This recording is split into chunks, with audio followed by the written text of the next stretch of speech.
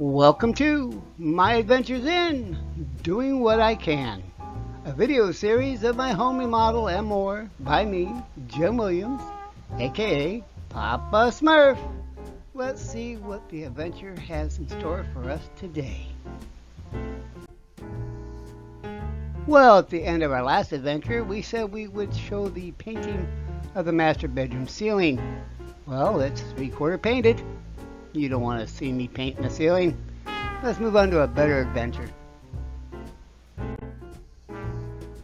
Looking at the left side of this framing around this window, we see the drywall sticks out further than the interior framing.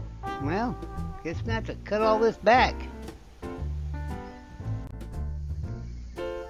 As you can see, we have the old crank out windows.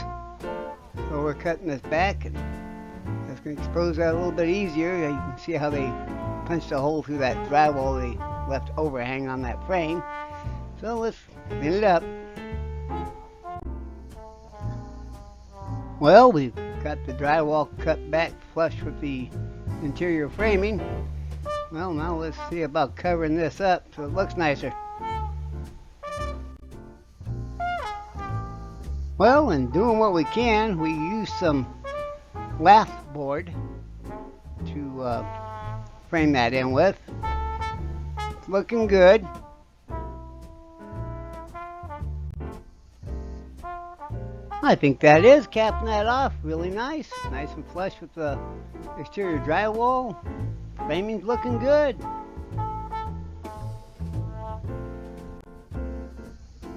Well, we'll have to see how that capping works around that crank handle there. Might be a tight fit. Well, we'll see what we can do.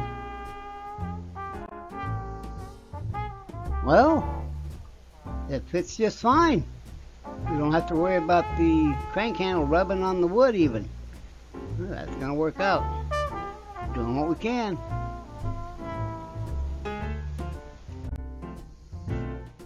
Well, the windows are all framed in now, flush with the drywall. The interior framing looks good on all the windows.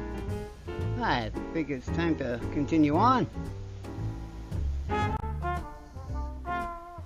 Well, we've gotten the drywall all patched up, and smoothed out, and primed around those windows. Let's continue on with this adventure.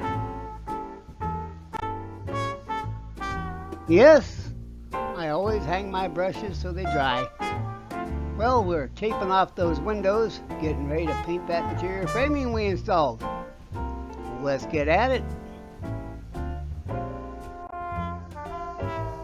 Well, we've put a coat of paint on the interior of those frames.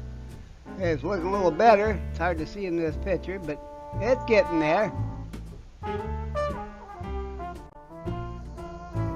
Well, we have these frames painted as well. The one on the left faces south, the one on the right faces west. You can see the humidity in that room on the west window. But we're getting it done, doing what we can.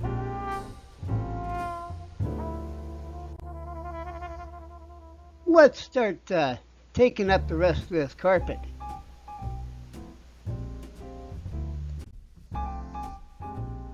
As you can see, I have cut the carpeting into strips to make it easier for me to get it up off that floor and roll it up and get rid of it. Well, let's continue on. Well, what's this? Another adventure. We're going to have to see what's underneath that. Well, we have another register. Really close to another register. Oh, we don't need this. Well, let's see what we can do. We have Smokey there inspecting it, of course. Now you can't see it, but I've taken this aluminum taping and taped up the interior of that duct area best I could.